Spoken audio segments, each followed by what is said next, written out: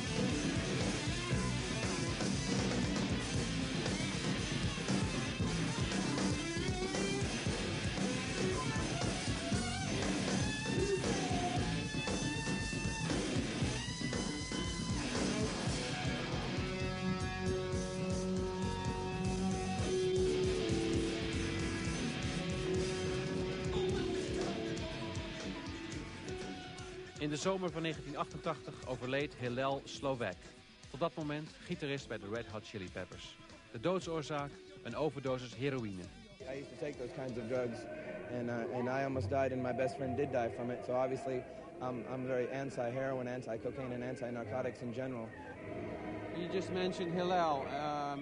Did his death really change your outlook on life? Well, of course, like any tragic experience, it's going to make a huge change in the way I live the rest of my life. And, I loved him so much, and I'll always miss him so much, and he'll forever live on as part of me and part of the music that we make, because he was just instrumental in the whole creation of the Red Hot Chili Peppers, as well as the creation of my life. And that's really all I have to say about that. Do you want to add anything to that? I mean, the only thing I could say is that I miss him very much, and I love him very much. And like Anthony said, he'll always be an energy in the band, though he might not be an earthly presence anymore. His influence and energy will always live in the Red Hot Chili Peppers. And it's more than just someone from the band dying.